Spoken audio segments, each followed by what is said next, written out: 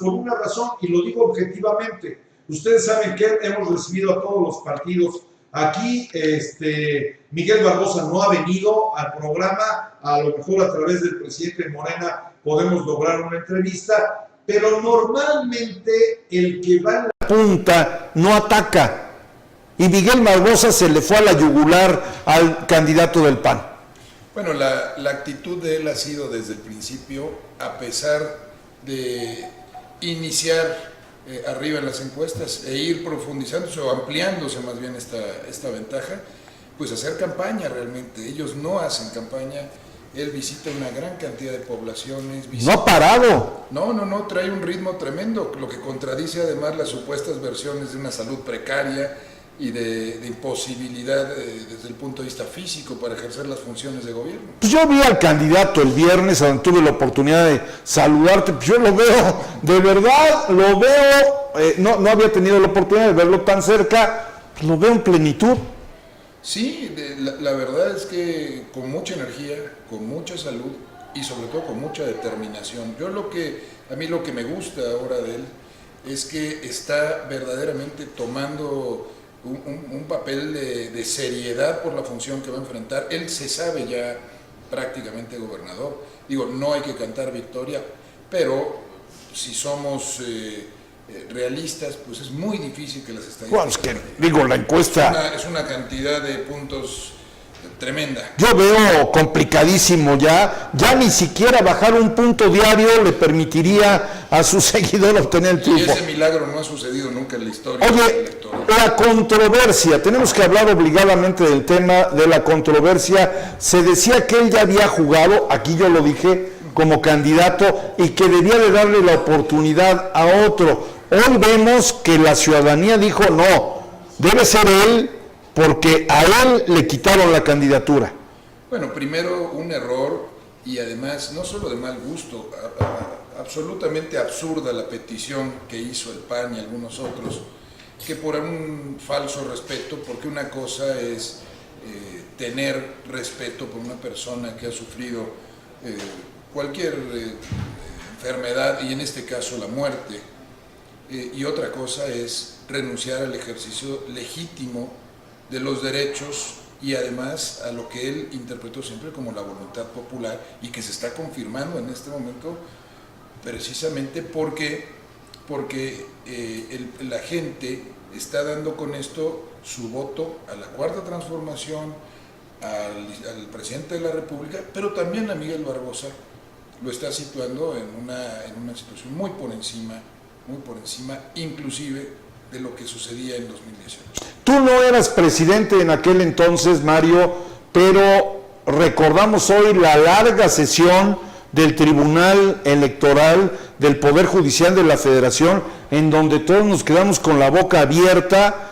Era evidente que había situaciones que debían haber tirado el triunfo de Marta Erika Alonso y no fue así. ¿Cuál es tu opinión al respecto, Mario? Una opinión objetiva como jurista, como abogado, que me lleva a la conclusión de que un acto jurídico, que lo es la elección también, está viciado de nulidad cuando existen evidencias tan constatables, acreditables, que nos llevan a la conclusión de que la elección está contaminada. Aquí hay un absurdo, ¿no? Ese juicio de, pues sí hubo violaciones, pero no fueron muchas, nomás tantito. Pues yo creo que primero hubo violaciones. O hay o no hay. Gravísimas primero.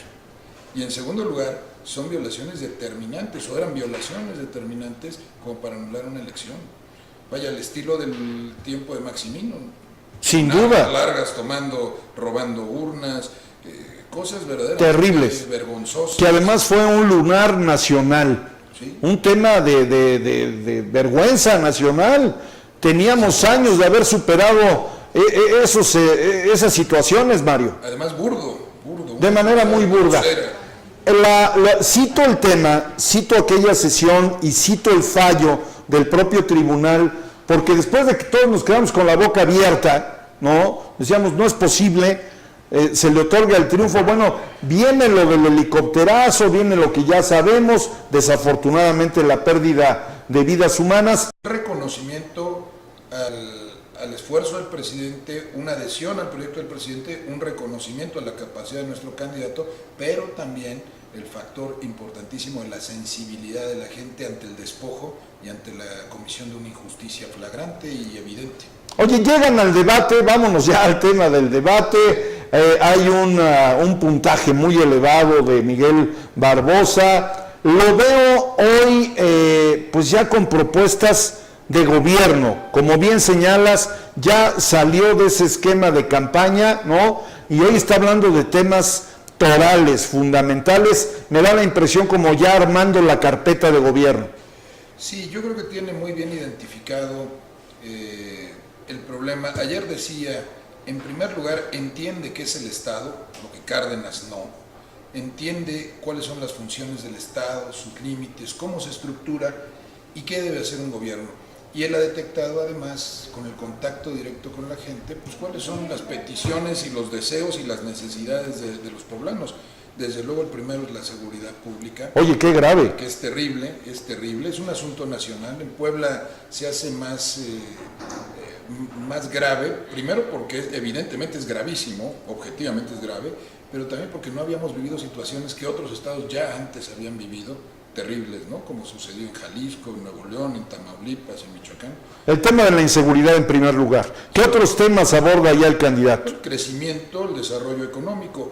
Es un entramado muy interesante porque no se puede abordar el gobierno desde nuestra óptica como programas separados, sino todo articulado. Es decir, para lograr la seguridad pública, por ejemplo, necesitamos desarrollo económico. Para lograr el desarrollo económico necesitamos seguridad jurídica.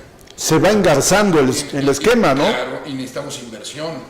Y para que haya inversión, bueno, el entorno también de la seguridad. Entonces, todo hay que irlo trabajando al mismo tiempo, porque no podemos pretender que los empresarios nacionales, extranjeros, inviertan en Puebla si no hay seguridad y si sus inversiones no están garantizadas, ¿no? Oye, te escuché hablar en el evento de Rafael Lara Grajales, un discurso que, te voy a ser franco, no pretendo quedar bien contigo, no es nuestro tema, pero un discurso, digamos, diferente a los que había yo escuchado de Morena. ¿Por qué, Mario?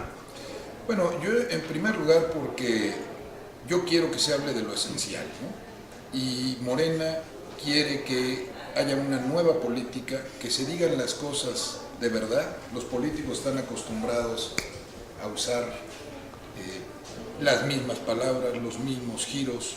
Inclusive hay un pobre dominio del lenguaje entre la mayoría de los políticos, pero son cartabones, son lugares comunes. Entonces hay que romper con esto, hablar de los principios, hablar de lo esencial, hablar del pueblo y de conceptos de los que ya no se habla, ¿no? Yo lo quiero hacer así, pero no creo estar solo. Esto creo que es una nueva tendencia en México, romper con esos paradigmas ya cartonados, porque los políticos siguen arrastrando esas medias verdades, ese lenguaje críptico que no se atreve a darle a las cosas el nombre que debe dárselas. ¿Cuántos años tienes de militar en Morena? Yo entré a Morena en 2006, formalmente, bueno, en 2007, en ese entonces no se llamaba Morena, era el movimiento obradorista, ¿no?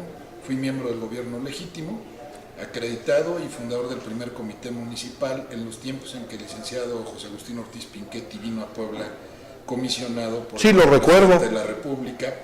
Entonces me tocó conformar el primer comité municipal, de tal manera que mi militancia pues, es mucho más antigua que muchos. Está muy acreditada, está muy acreditada. Mario, el debate lo gana Miguel Barbosa, sin embargo, a mí no me gusta el formato del debate, te soy franco, creo que a muchos no nos gusta ya, y ayer yo se lo decía a otro miembro de un partido político, bueno, pues son los partidos políticos los que tienen consejeros en el INE y me parece que tienen ya que apurarse a cambiar un formato que, pues yo lo único que vi es que hizo que brillaran las moderadoras y que aplastaran. Ayer lo platicaba yo con Carlos Macías Palma, de muy buena fuente, a quien le mando un abrazo. Aplastaron a los candidatos en una actitud, me parece, nada sana, diría yo, para un formato de debate. Sin embargo, recurrente Enrique Cárdenas, y lo digo con respeto, Enrique, si nos estás viendo o tus colaboradores te dicen lo que estoy comentando, o sea, el tema fue Barbosa no. ¿Cuál es tu opinión? Bueno, por lo que toca al primer aspecto, yo estoy de acuerdo en que los debates en México, pues además son espectáculos de acartonados, con un lucimiento ridículo, un protagonismo excesivo de las moderadoras, no nada más en este debate, normalmente adoptan actitudes casi de juzgadoras, de cuestionadoras. Sí, me queda claro. Van a comparecer ante un tribunal en lugar de debatir.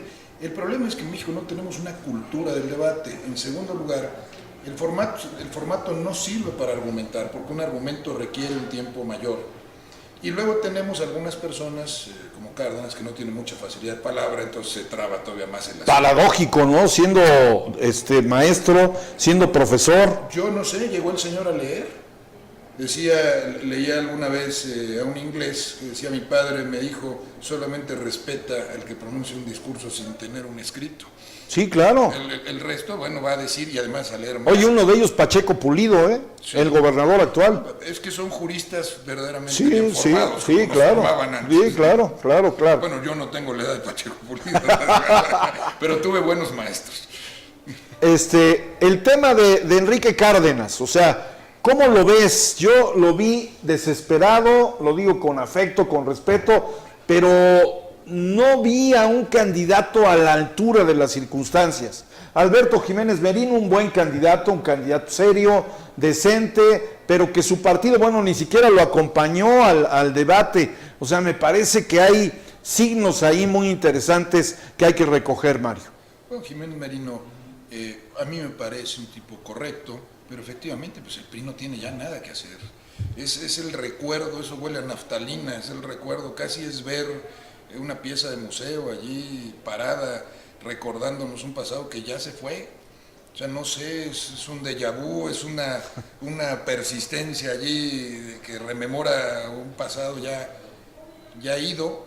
Y el caso de Cárdenas, bueno, pues este cuento que a mí me molesta mucho, de yo soy ciudadano, que ha sostenido ciertos individuos, normalmente del PAN, pues todos somos ciudadanos, sí, lo claro. dice la Constitución, tenemos el carácter para ser ciudadanos, si tenemos mayoría de edad somos mexicanos, tenemos derechos políticos, no los hemos perdido, entonces no hay tal, cualquier político es ciudadano y lo somos todos.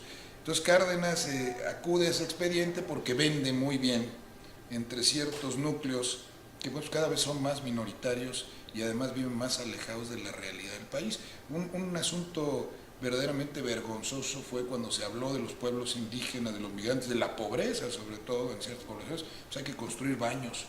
O sea, el señor concibe el problema de la pobreza, que es un asunto estructural, y dice que lo va a combatir construyendo baños, porque pues él ha deberido y vio que había fosas sépticas o letrinas, pues hay que construirles baños, y así solucionamos el problema. Oye, se gana el debate por parte de tu candidato Miguel Barbosa, el candidato de la coalición Juntos Haremos Historia por Puebla. Al otro día tiene un desayuno donde plantea temas interesantes. ¿Cómo percibes antes del debate y después del debate al sector social?